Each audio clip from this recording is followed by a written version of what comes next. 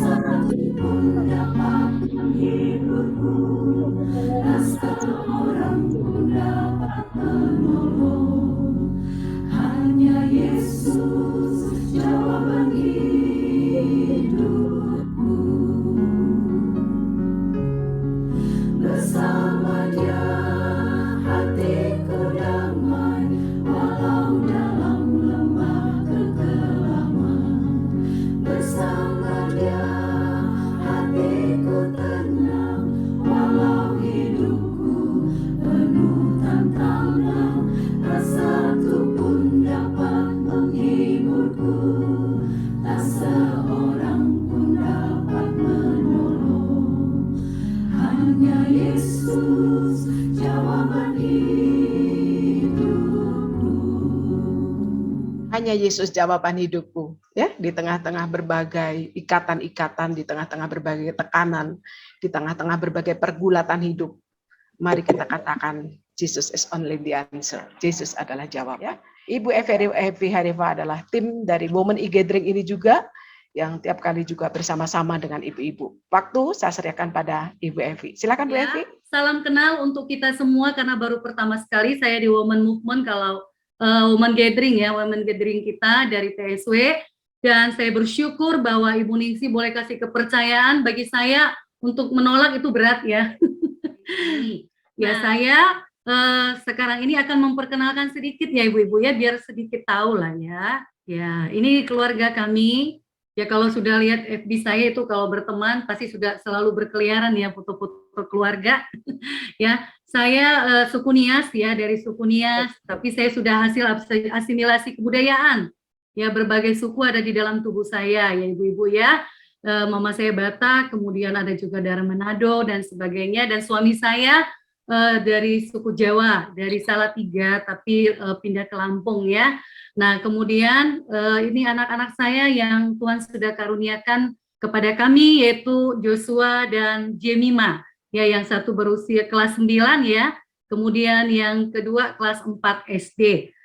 Nanti kalau ada mau kenalan lagi, Bu-Ibu, kita boleh kenalan lagi lebih lanjut, dan dikatakan tidak bicara bendera gereja ya, tapi mau nggak mau mungkin ada yang bertanya.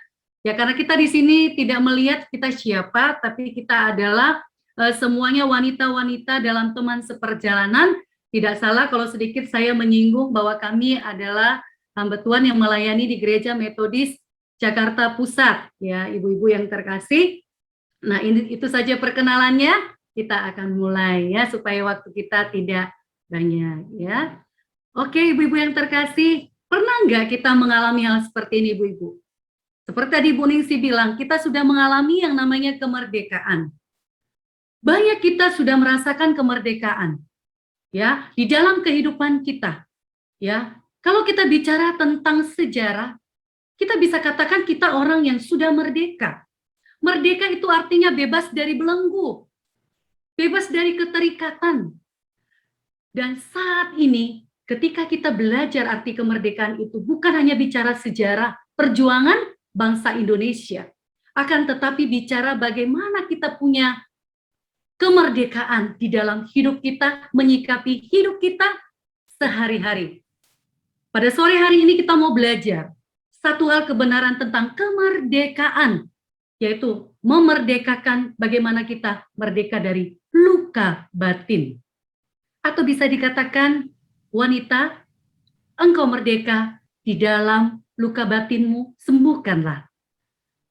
Dan saat ini saya percaya ketika kita melihat gambar ini, ya, ini diidentikan, disimbolkan dalam keadaan hati yang terluka, ya, yang terluka.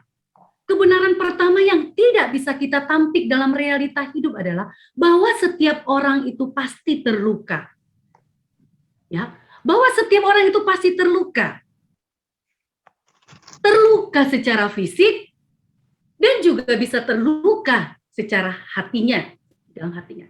Yang pasti adalah bahwa setiap orang pernah terluka, ya. Nah, dan hal kedua, fakta yang terjadi adalah kita nggak bisa pungkiri, ibu-ibu, ya. Yang kedua adalah fakta yang kedua adalah bahwa setiap orang pasti pernah melukai, baik itu sadar maupun tidak disadari. Ya ibu-ibu ya. Nah, ini yang terjadi di dalam hidup kita. Kadang maksud kita tidak seperti itu, ternyata apa yang kita tunjukkan dengan sikap kita, reaksi berikutnya diterima orang adalah berbeda. Seakan-akan mereka dikatain, seakan-akan mereka dilukain, seakan-akan mereka diomongin. Kita nggak sadar nggak sadar kita pernah melukai. Ya. Dan yang ketiga adalah kita mau melihat respon terhadap luka, respon terhadap luka. Ketika kita terluka, ketika kita melukai, nah sekarang dengan kata luka, bagaimana respon, bagaimana sikap kita terhadap luka tersebut? Bagaimana kita menyikapi ketika luka itu datang kepada kita? Ibu-ibu yang terkasih, pada saat ini kita mau belajar bahwa membiarkan, ya, membiarkannya. Nah, membiarkan luka itu, ya, membiarkan luka itu bagaimana respon kita? Apakah kita membiarkan luka itu semakin hari semakin menganga, semakin hari semakin bernanah, semakin hari semakin busuk? Ibu-ibu, kemudian kita nggak sadar dalam perjalanan waktu, akhirnya yang kita tutup-tutupi, itu yang kita bungkus itu, terus sepanjang usia kita. Yang acap kali membungkus kita itu. Bisa dikatakan seperti ya, kalau misalnya kita awetkan luka itu di dalam diri kita sendiri. Kita membuat luka itu seperti bumi, ya. Diawetkan, tahan awet. Ibu-ibu yang terkasih. Kemudian kita juga mau belajar saat ini. Ketika dalam proses respon kita itu bagaimana dengan kita? Apakah kita juga memendam luka itu di dalam diri kita? Kita memendam, kita biarkan, kita jadikan itu sebuah pembenaran di dalam diri kita. Akhirnya apa yang terjadi, ibu-ibu? Kita terbelenggu, kita terpenjara, kita terikat, kita dijajah oleh luka itu sendiri. Kemudian ada orang tadi responnya membiarkan luka, tapi sekarang kita mau belajar berikutnya bahwa ada orang yang berusaha menyembuhkan luka itu. Ada orang yang berusaha mau menyembuhkan luka itu. Dia ingin membebaskan dirinya, dia ingin melepaskan sakit hati, dia ingin melepaskan kepahitan. Ibu-ibu yang terkasih, luar biasa. Pengaruhnya luar biasa, ibu ya. Luka itu harus kita yakini supaya luka itu sembuh, ibu-ibu. Bagaimana caranya? Mari kita obati luka itu. Nah, ada dua respon tadi sudah disampaikan. Bagaimana kita membiarkannya terus, memendam, akhirnya dia mendekam, dan dia terpenjara di dalam diri kita. Tak ubahnya kita akhirnya diikat, dibelenggu, dijajah oleh luka itu. Datang dari mana luka hati dan kepahitan itu? Kalau kita belajar, sebelum kita masuk nanti dari sisi Alkitab, kita belajar dari sisi dari pendekatan dari psikolog ya, psikologinya, dari konselor ya. Datang dari mana luka hati kepahitan itu, ibu-ibu? Datang dari natur manusia yang berdosa. Manusia itu semua berdosa, naturnya itu sudah berdosa. Oleh karena itu dia terikat dan dosa itu terus mengikuti dia. Dia tidak membuka pintu hatinya kepada Tuhan. Akhirnya terkungkunglah luka itu di dalam dirinya. Kemudian juga kita bisa bicara, dan saya dapatkan ini ketika saya belajar bersama-sama di L3 dari inner child kita. Inner child, ya ibu-ibu yang terkasih.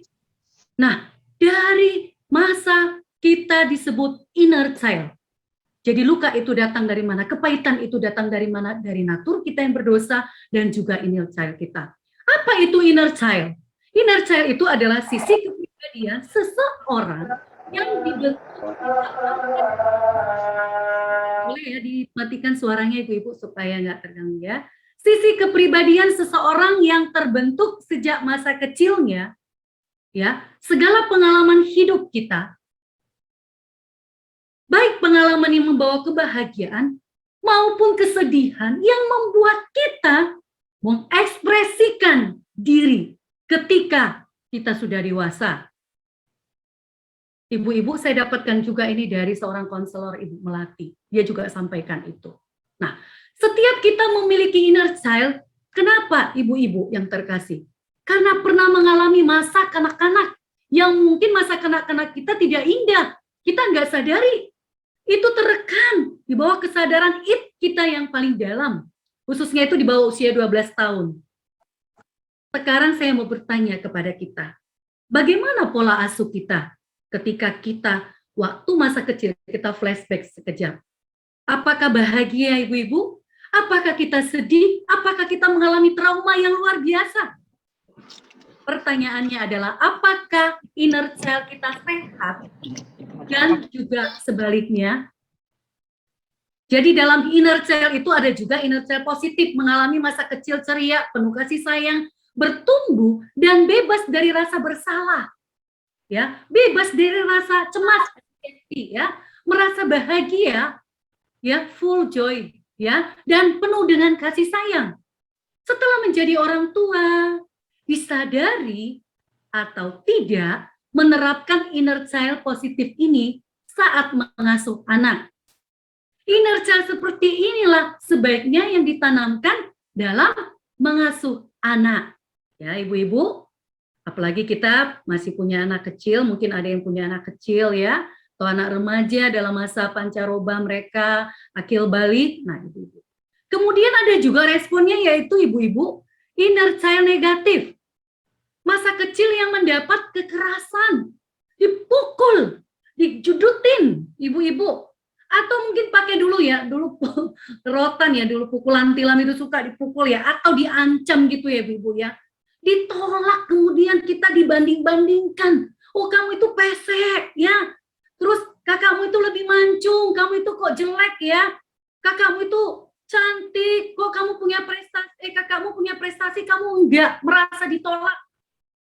Dilecehkan mungkin juga bisa terjadi. Ya. Cenderung merasa takut ditinggalkan, merasa kesepian, tidak berdaya, mudah marah, menentang dan kasar. Hidup kita dibentuk oleh seperti itu. Ya, lingkungan kita waktu kecil dibentuk oleh seperti itu. Sayangnya, disadari atau tidak, ketika menjadi orang tua, inner child negatif ini akan diterapkan saat mengasuh anak-anak. Kita nggak sadari, itu pola asuh. Ibu-ibu, berkaitan dengan apa? Hati juga. Berkaitan dengan apa? Emosi juga.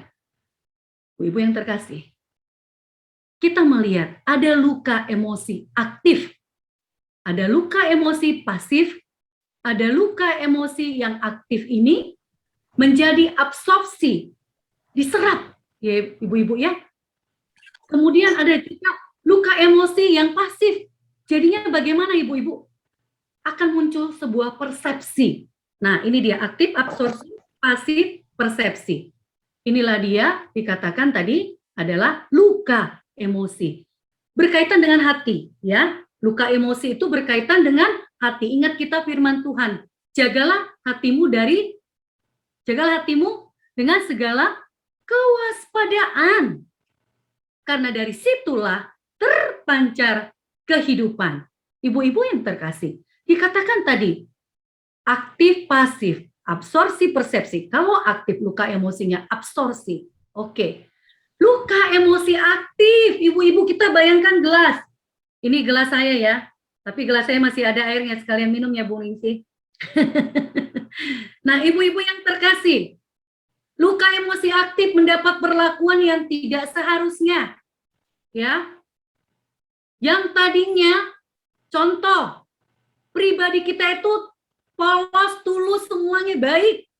Tetapi karena mendapat perlakuan yang tidak seharusnya, akhirnya tercemar. Pelan-pelan masuk ya. Pelan-pelan masuk. Memenuhi diri kita. Kondisi jiwa kita. Akhirnya kita, bagaimana ibu-ibu? Terakumulasi ya. Jadinya kita tercampur semuanya, rasa marah segala macam semuanya bergejolak.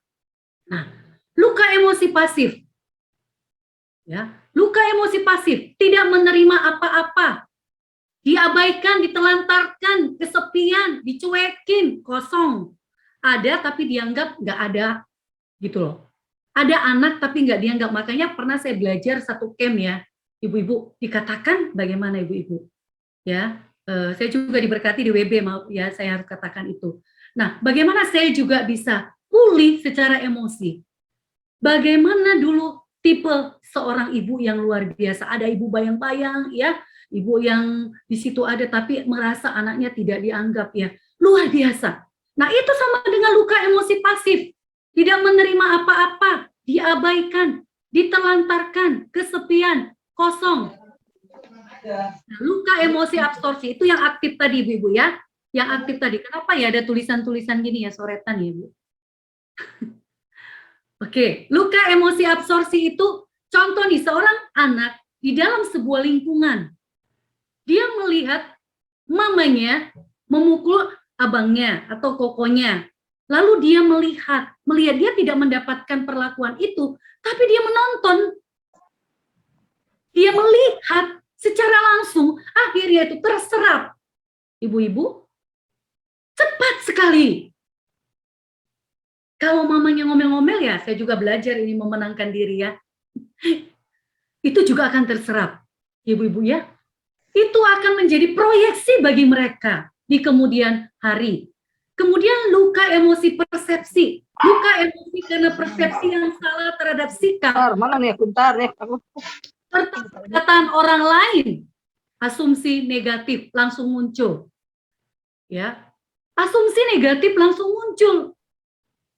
Padahal nggak ngomongkan orang tersebut, kita merasa kita diomongi, kita merasa kitalah itu yang dibicarakan. Segala sesuatu dipandang salah.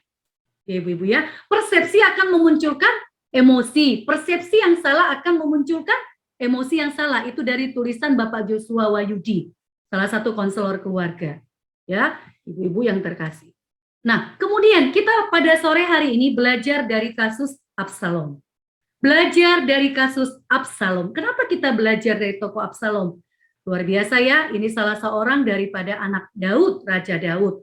Yang kita lihat dan kita tahu ceritanya bagaimana Absalom itu. Nah, tahukah Anda mengapa Absalom menjadi contoh pada kita sore hari ini, ibu-ibu yang terkasih? Mengapa Absalom menjadi contoh pada saat ini? Kita lihat dari 2 Samuel. Ya, saya membacakan untuk kita. Di Hebron, lahirlah bagi Daud anak laki-laki, anak sulungnya ialah Amnon dari Ahinoam, perempuan Yisrael.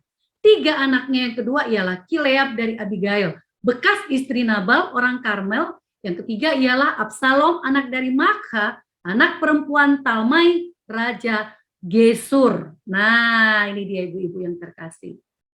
Kemudian kita mau belajar di sini. Absalom itu berarti dia siapa? Absalom itu dari keturunan bangsawan ningrat, ya, berdarah biru, bukan darahnya warna biru ya, itu cuman idiom atau ungkapan. Kemudian dia itu spesial, Absalom itu spesial. Kemudian dikatakan di dalam 2 Samuel 14 ayat 25 sampai 26, di seluruh Israel tidak ada yang begitu banyak dipuji kecantikannya, kegagahannya seperti Absalom maksudnya ya.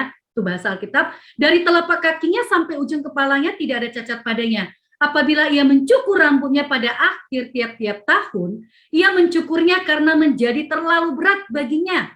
Maka ditimbangnya rambutnya itu 200 shikal beratnya menurut batu timbangan raja. Ibu-ibu luar biasa, tidak ada yang begitu banyak dipuji. Ya seperti Absalom. Kemudian apa kelebihannya? Rambutnya dikatakan beratnya 200 shikal beratnya, ibu-ibu yang terkasih.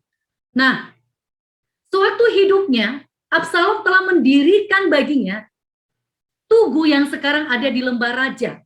Sebab katanya, aku tidak ada anak laki-laki untuk melanjutkan ingatan kepada namaku. Dan ia telah menamai tugu itu menurut namanya sendiri. Sebab itu sampai hari ini tugu itu dinamai orang tugu peringatan Absalom. Kita lihat dari 2 Samuel ya, 18 ayat 18. Ibu-ibu, Kemudian kita lihat lagi di ayat 13. Dan Absalom tidak berkata-kata dengan Amnon. Ada di sini sikap yang berhubungan dengan luka batin yang mau kita sampaikan, luka hati yang kita mau sampaikan. Baik tentang yang jahat maupun tentang yang baik. Tetapi Absalom dikatakan di sini kata kerja. Dari kata dasar benci, awalan menjadi kuat artinya membenci Amnon sebab dia telah memperkosa Tamar, adik kandungnya. Ibu-ibu yang terkasih. Kata membenci kita tandai di sini. Kemudian saya mau katakan kepada kita, kenapa sampai Absalom membenci? Ya, kenapa sampai Absalom membenci Amnon? Luar biasa. Ya, luar biasa ketika menjadi contoh bagi kita adalah hidup Absalom. Ketika kita lihat dikatakan, Absalom itu luar biasa karena dia memiliki rasa benci kepada siapa? Amnon. Siapa Amnon? Kembali kita melihat. Amnon memperkosa adiknya Tamar. Ya. Memperkosa adiknya Tamar. Kita melihat di situ luar biasa. Ya. Dia sangat benci kepada siapa? Amnon. Karena Amnon telah melukai hati Tamar adiknya. Itu yang membuat terluka atas keadaan adiknya. Absalom tahu. Ya, Absalom tahu bagaimana situasi psikologis adiknya. Dan apa yang terjadi, ya, apa yang terjadi, bagaimana Absalom punya dendam kepada ayahnya. Daud, kenapa dia dendam? Ibu-ibu yang terkasih, kita lihat di sini. Kenapa dia dendam kepada ayahnya? Dia dendam kepada ayahnya karena ketika dia sampaikan keadaan adiknya yang diperkosa oleh Amnon, abang tirinya, ya ibu-ibu, bagaimana yang terjadi? Bapaknya tidak terlalu meresponi, arti kata agak slow gitu ya. Cuman bilang begini bahasanya ya, aduh buat malu keluarga kita. Seperti itu kira-kira ya ibu-ibu ya.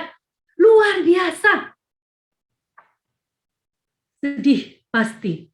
Sedih pasti. Karena Absalom merasakan bagaimana mereka juga adalah anak bapaknya. Dan Tamar itu juga anak Daud. Tapi kenapa bapaknya seakan-akan memberikan sikap tidak adil kepada mereka. Dan menganggap itu seperti nggak masalah. Ibu-ibu yang terkasih, kita melihat luar biasa.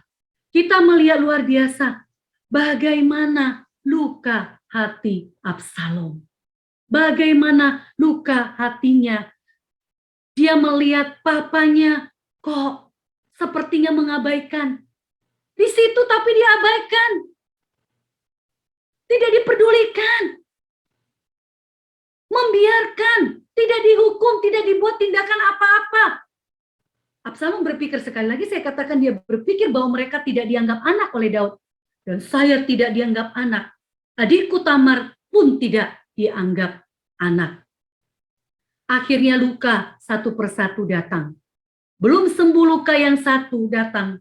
Luka yang lain datang. Karena tindakan yang tidak adil dari papanya, 2 Samuel 13 ayat 22 dikatakan, Absalom membenci, dikatakan apa ibu-ibu? Dikatakan apa? Membenci? Absalom membenci Amnon dan papanya. Meskipun di Israel dikatakan di dalam 2 Samuel 14 ayat 25 sampai 26 dengan kegagahannya, ya, luar biasa penampilannya, rambutnya yang luar biasa, tetapi akhirnya kegagahannya itu, ketampanannya itu semakin berkurang. Kenapa ibu-ibu? Karena sesuatu. Karena sesuatu. Karena rasa bencinya kepada siapa? papanya. Karena bencinya kepada Amnon, dan pada akhirnya dia berusaha membunuh siapa ibu-ibu? Berusaha membunuh Amnon karena masa depan adiknya dihancurkan. Nah, kita belajar di sini ibu-ibu. Absalom dengan rasa membenci ini membawa pengaruh besar bagi dirinya untuk sekali lagi membuat rencana besar untuk ayahnya, juga Amnon, abang tirinya. Jadi apapun kelebihan yang disampaikan orang, tidak itu lagi menjadi pikirannya, ibu-ibu yang terkasih. Bayangin ibu-ibu, jika ibu-ibu memiliki anak, tapi dia mencueki ibu-ibu ya. Anak ini mencueki ibu-ibu, bodoh teing lah. Ya, saya pasti akan mengalami distorsi pada waktu anak-anak akan meresponi saya dengan rasa cuek. Dan kita akan marah. Ya, kita akan ngomel. Dan tidak sadar kita akan mengeluarkan hal-hal yang membuat dia akan menjadi luka batin. Ibu-ibu yang terkasih, begitulah yang terjadi di dalam kehidupan daripada Absalom.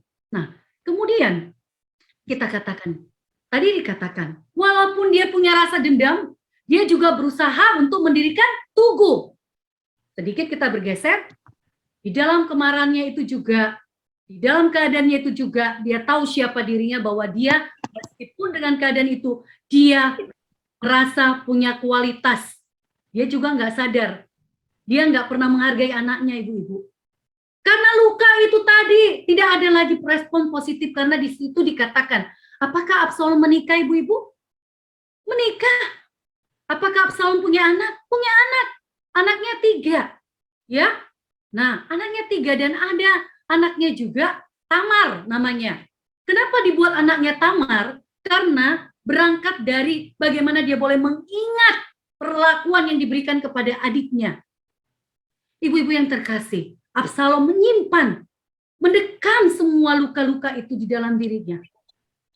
Dan kita melihat di sini ibu-ibu, luar biasa, ya, luar biasa bagaimana Absalom, luar biasa bagaimana dia membenci, luar biasa bagaimana dia memperlakukan anak-anaknya. Dia berpikir, dia mendirikan tugu juga, tapi dia berkata, aku tidak ada anak laki-laki untuk melanjutkan ingatan kepada namaku, karena dia tahu kualitas anaknya. Anaknya tidak seperti dia, gagahnya mungkin seperti apa.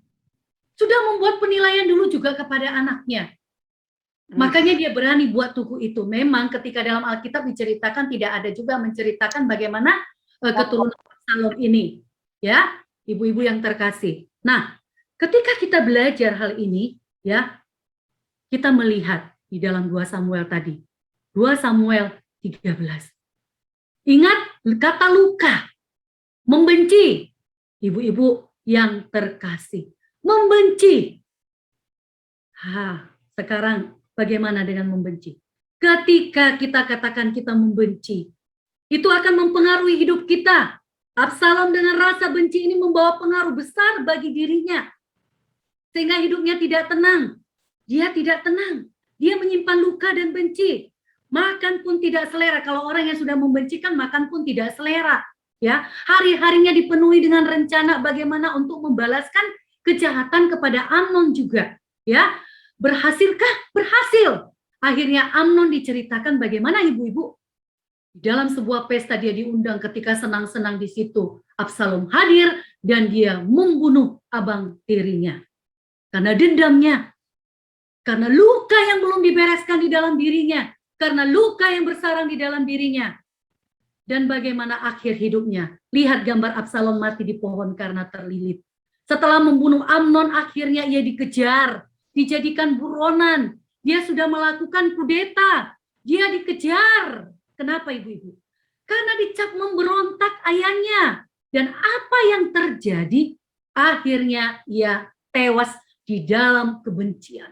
Di dalam lukanya. Belum diselesaikan, belum ada rekonsiliasi, belum berdamai. Ketika Yoab, panglima ayahnya, melihatnya, lalu ia dilempar dengan lembing, akhirnya tewaslah ia. Tewas dia. Kematian Absalom juga, walaupun Absalom tewas, tapi membuat Daud menangis meraung-raung. Anakku Absalom sudah meninggal. Kenapa tidak aku saja? Dia meratapi dirinya. Kenapa tidak saya yang digantikan untuk anak saya? Harusnya kan seorang ayah memberangkatkan anaknya, ya. Ini dia memberangkatkan anaknya, melihat anaknya. Ya. Kadang-kadang orang tua kan, kenapa ya banyak orang yang anaknya meninggal, orang tuanya masih tua, masih panjang usianya, tapi anaknya masih muda, masih tetap begitu usianya. Ya masih muda, udah dipanggil Tuhan. Orang tuanya masih panjang umur. Kadang-kadang orang tua punya perasaan, kenapa dia duluan, dia masih muda, panjang perjalanan hidupnya, kenapa dia lakukan itu, kenapa, dan banyak pertanyaan, kenapa dan kenapa. Ibu-ibu, tapi pertanyaannya, kenapa Daud sedih? Bukankah anaknya Absalom yang memberontak kepadanya dan membuat kudeta kepadanya? Ini juga pelajaran kita bagi orang tua, bagi perempuan. Ya, yang hadir pada saat ini. Baik, mungkin ada suami kita dekat dengan kita duduk, atau siapapun kita. Ketika kita tidak berdamai dan tidak membereskan luka di masa yang lalu, maka busur itu akan patah. Ya, busur ayah Absalom itu patah. Busur kita pun kalau salah pun akan patah. Ayah atau ibu busur kita akan patah dan kita akan menerima efek dampak yang akan datang. Kapan patah? Kapan hancur busurnya Daud? Ibu-ibu saya mau tanya. Kapan hancur busurnya patah? Ketika dia mengambil Batsyeba menjadi istrinya karena keinginan daging. Ya, nafsu mengambil dari Uria, merampasnya, tragis. Sejak itu, hancurlah tampuk pemerintahan kerajaan Daud. Bagaimana jalan ceritanya? Ibu sudah tahu Alkitab berbicara. Ketika Amnon memperkosa Tamar, kemudian Amnon dibunuh Absalom, dan ia membunuh saudaranya sendiri, dan Absalom mati oleh pemerintahan ayahnya sendiri. Ibu-ibu, belajar apa kita hari ini dari kesalahan Absalom? Pertama, sikap terhadap kehidupan. Respon yang salah. Respon yang benar ada power statement kan? Respon yang benar membentuk kedewasaan. Ini respon yang salah. Pengampunan sama sekali bukan masalah siapa yang melukai dan seberapa besar dia melukai saya. Pengampunan bicara menyelesaikan masa depan. Pengampunan tidak akan pernah mengubah masa lalu, tetapi pengampunan mendatangkan damai sejahtera untuk masa depan. Ibu-ibu, sering sekali kita sulit untuk merespon yang benar terhadap kehidupan. Apakah kita seperti itu, ibu-ibu? Ibu-ibu, pernah ya kalau kita lagi, masih bisa kedengaran ya Bu Ningsi? Masih ya, Bu? Masih. Baik, Masih, Bu. Terima kasih. Ketika kita dihadapkan pada satu situasi, bagaimana kita di dalam kehidupan ini? Kita bersinggungan dengan masalah atau persoalan, bergesekan dengan orang-orang sekitar kita. Apa yang terjadi, ibu-ibu? Kita selalu memberikan pertahanan diri di dalam kita. Melihat dari sudut pandang kita, meresponinya dari sudut pandang kita. Sekali lagi dikatakan, pengampunan sama sekali bukan masalah siapa yang melukai dan seberapa besar dia melukai saya. Pengampunan bicara menyelesaikannya, rekonsiliasi untuk masa depan. Dan pengampunan tidak akan pernah mengubah masa lalu, tetapi pengampunan mendatangkan damai sejahtera untuk masa depan. Absalom meresponi yang salah. Dia tidak mengampuni. Memang berat sih ya, tapi itulah kita mau belajar pada saat ini. Kemudian yang kedua, sangat mengabaikan kondisi hati yang salah. Kesalahan berpikir menciptakan atau melahirkan kesalahan berpikir berikutnya. Sangat mengabaikan kondisi hati yang salah, hati yang marah. Luar biasa marahnya. Kalau orang marah bagaimana ibu-ibu? Berantakan nggak kalau marah kita ya, kalau ngomong sama anak? Ya pasti berantakan. Ketika marah, pergilah kita menyingkir sejenak. Ya, supaya tidak terjadi distorsi, kesalahpahaman dalam berpikir, dan menciptakan gesekan-gesekan. Berpikir dengan cara pikiran kita. Ya, sangat mengabaikan kondisi hati yang salah. Itu yang dilakukan Absalom. Bagaimana dengan kita? Jangan kita seperti ini. Kadang-kadang kita ya, sudah tahu begitu, kita masih mau balas. Lihat nih, dalam berikutnya. Nih, jadi kadang-kadang orang itu punya niat yang benar, dihubung-hubungkan. Ya ibu-ibu ya. Nah ini yang sering sekali kita alami. Nah ibu-ibu, bagaimana kondisi hati yang salah? Itu membuat kita itu tidak tenang, ibu-ibu. Kita nggak tenang, kita nggak nyaman. Jadi kita di sini diharapkan punya pikiran positif, ya. Kemudian contoh tadi kita bicara bagaimana anak kita, ya kita suruh mereka ngomel-ngomel nggak mau lakukan, memang sih kesel ya. Tapi keselnya itu seperti apa, ibu-ibu? Ya jangan sampai berdosa ya. Nah akhirnya kenapa? Kalau kita marah sejadi-jadinya, kita nggak bisa kendalikan diri kita, kita tidak bisa mengendalikan hati kita, akhirnya kita akan menghasilkan racun yang keluar dari diri kita. Kita menjadi tidak sehat, kulit kita pun jadi ada pengaruh loh kemarahan dengan kesehatan, segar ya ibu-ibu ya. Jadi kita harus mempunyai positive thinking. Nah, itu yang kita mau lihat hari ini. Tapi kalau misalnya anak kita melakukan itu, tapi kita pikir, oh dia mungkin lagi ngerjakan sesuatu, oh dia lagi capek, oh ngomong sama dia baik-baik. Nah ibu-ibu itu akan menghasilkan hormon endorfin yang akan membuat bahagia, ya hormon bahagia. Jikalau kita memiliki hormon yang salah untuk berpikir, itu akan mempengaruhi hidup kita, ya. Baik kepada suami, anak kita, atau siapapun, kita nggak akan bisa tidur, ya. Kalau saya pun nggak bisa, ibu-ibu ya, kalau ada masalah, harus saya itu cari teman ngomong. Tanya Tuhan, kemudian cari teman, ya. Teman ya, supaya tenang. Jangan seperti Absalom, ya. Itu yang terjadi. Kemudian belajar dari kesalahan Absalom adalah, dia tidak bangkit dan mau sembuh dari lukanya. Masih di situ-situ saja, dendam dan buat perencanaan besar, rencana yang jahat, trik, ya strategi bagaimana menghancurkan ayahnya terutama. Dendam dikatakan Tuhan adalah pembalasan Tuhan, hak Tuhan. Kadang-kadang kan kita bilang begini, Tuhan saya akan balas dendam sama dia. Apalagi kita ya, maaf ya, karena saya juga ada darah Tapanuli. Ada istilah begini, maaf ya Ibu Ning, dan juga yang suku lain dan kita yang dari Malaysia.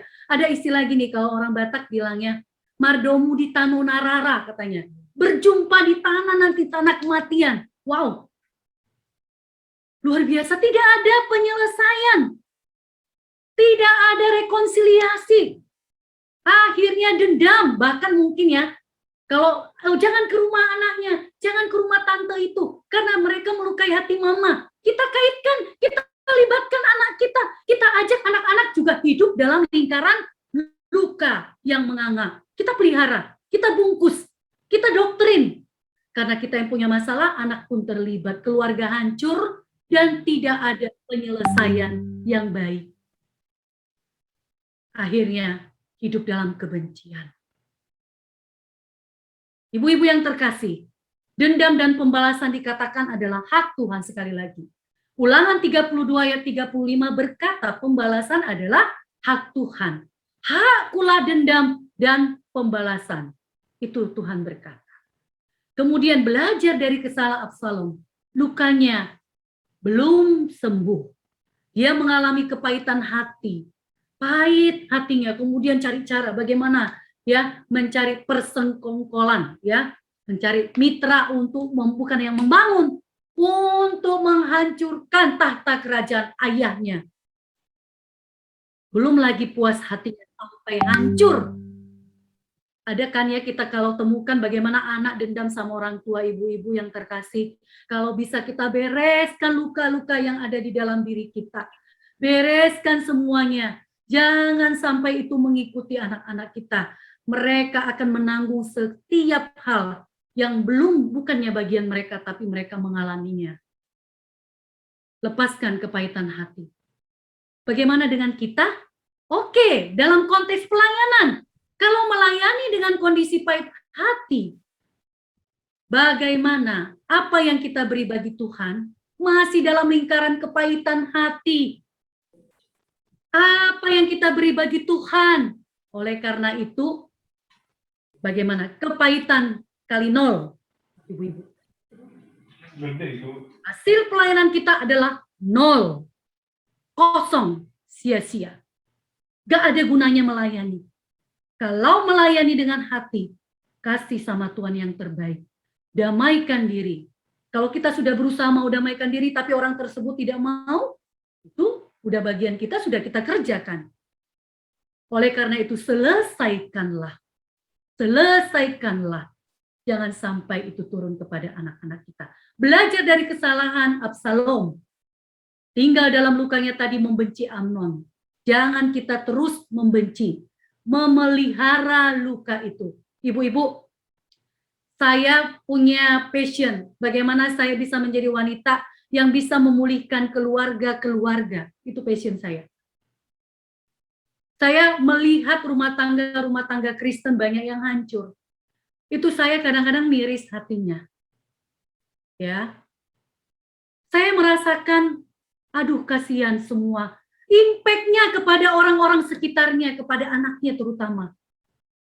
Bagaimana Daud, karena busur yang patah itu, dia memberikan luka bagi anaknya. Dia tidak bisa menjadi papa yang memberikan teladan yang baik, meskipun dia punya kelebihan yang lain. Tetapi sekali-sekali kita bermain dengan luka batin, dan kita tidak bereskan, itu akan menjadi bumerang bagi diri kita sendiri, sebagai orang tua. Absalom membenci Amnon, akhirnya adalah pertumpahan darah yang terjadi. Ibu-ibu, kita mungkin pernah yang namanya dilukai, ya. Kita mungkin pernah yang namanya itu terluka, seperti yang di awal, melukai, ataupun dalam korban lah kita sekarang korban nih. Kita terluka karena dilukai. Masa lalu kita membuat kita merasa tidak berarti, tidak berharga. Oleh karena itu Tuhan menginginkan kita bangkit. Jangan kita ada di kubangan benci. Ya ibu-ibu, oleh karena itu itulah saya rindu. Bagaimana kita pun wanita punya kerinduan untuk kita bangkit dari luka itu sendiri. Berdamai dari luka itu sendiri. Saya pernah punya pengalaman sendiri. Ya, bagaimana dulu saya suka dibanding-bandingkan ya ibu-ibu. Kalau datang tamu ke rumah ya ibu-ibu ya, kita itu ada 5 perempuan, 1 laki-laki ibu-ibu. Saya anak ketiga. Itu memang kakak saya lumayan punya wajah yang ya lumayan lah ya, bisa dikatakan sempurna ya. Nah, itu orang, dan saya memang sempurna juga ciptaan Tuhan pada waktu kecil ini pikiran kecil ya. Waktu masa kecil, itu ketika datang tamu orang selalu bandingkan saya dengan kakak saya. Ini si pesek, gitu ibu-ibu ya. Ini kok lain dewe ya, ini lain sendiri mukanya, kakaknya bagus ya. Oh, kakaknya berprestasi, adanya ini apa prestasinya? Ibu-ibu, kalau saya ngasih air minum, dulu kan kalau kita datang tamu, papa udah kasih calling, ini berarti ambil air minum ke dapur. Itu saya paling stres. Kenapa? Sudah ada penghakiman terhadap diri sendiri, rasa tidak percaya diri. Kenapa? Pasti orang akan membanding-bandingkan saya kembali, karena setiap tamu yang datang selalu begitu ibu-ibu. Luka ada di dalam diri saya. Trauma, takut, kepahitan. Akhirnya apa yang terjadi? Gelasnya goyang-goyang, benar nggak ibu-ibu? Goyang-goyang gelasnya, akhirnya tumpah, akhirnya kena omel juga di depan tamu. Ibu-ibu, luar biasa. Adrenalin ketika kita mengalami luka. Oleh karena itu, saya juga bangkit dari keterpurukan. Bagaimana saya istimewa di hadapan Tuhan itu juga dari camp saya boleh dipulihkan. Disitulah saya melihat bagaimana Tuhan mengasihi saya, bahwa saya berharga dan saya juga ikut TSW, saya juga di situ dibekali luar biasa. Semakin disempurnakan. Ibu-ibu, Ini kesaksian saya. Dan juga saya mendapat perlakuan kekasaran fisik. Saya dipukul, ditampar, pernah. Bahkan ketika saya di kampus pun dulu, saya pernah mendapat perlakuan fisik. Tidak mudah. Itu akan terekam. Oleh karena itu, mari kita berdamai dengan hati. Berdamai dengan masa lalu. Berikan, lepaskan pengampunan. Jangan mau tinggal di dalam luka itu.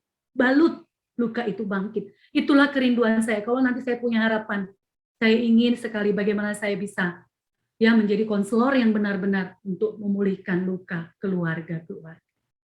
Dan ingin bagaimana perempuan-perempuan bisa dimerdekakan dari dosa-dosa dan akar pahit yang mereka alami.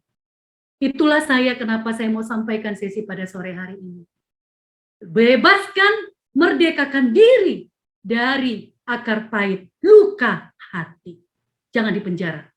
Yang terakhir, hidup dalam kekelaman rohani. Jangan biarkan kita hidup dalam kekelaman rohani. Belajar dari kesalahan Absalom. Jangan mau kita hidup dalam gelapnya rohani. Ya. Tapi mari kita bangkit untuk mau belajar dan menerima terang itu di dalam diri kita. Jangan merasa kita terus mengalami penolakan. Bangkit. Kita istimewa. Kita luar biasa. Benar ya Bu Ningsi ya? Di dalam kelas materi kita istimewa. Dan saya juga ya, di KMWB juga saya sesi 1. Kamu istimewa. Di TSW, wow, luar biasa. Diteguhkan kembali. Luar biasa. Saya istimewa. Betul. Dan saya pakai mutiara ini ya. Kamu mutiara ini. Kenapa saya pakai ini Bu Ningsi itu? Kita berharga. Kita mutiaranya Tuhan. Jangan sampai kita menyia-nyiakan bagaimana Tuhan sudah menciptakan kita.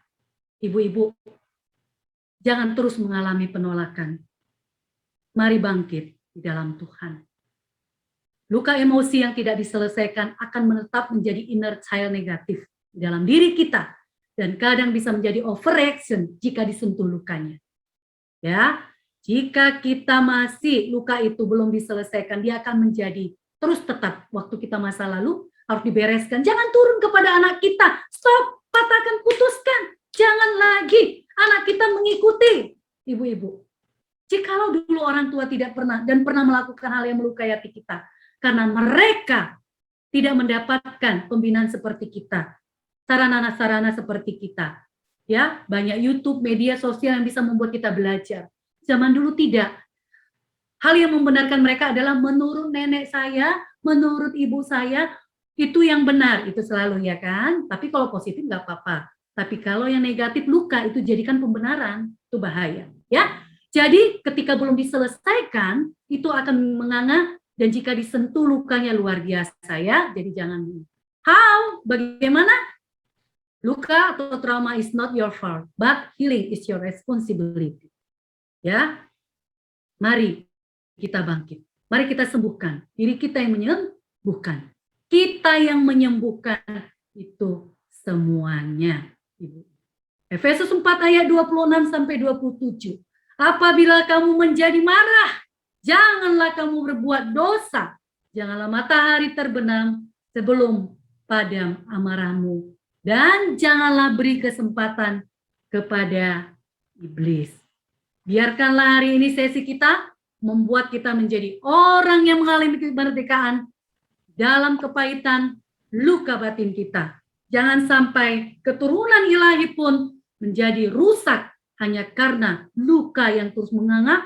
Kita membiarkan, kemudian kita membungkusnya erat-erat, kemudian kita memendamnya, dan kita mendekamnya di penjara. Bagaimana respon kita, ibu-ibu? Apakah kita mau membiarkan hal itu terjadi menjadi borok, terproyeksi menjadi pembenaran dalam diri kita?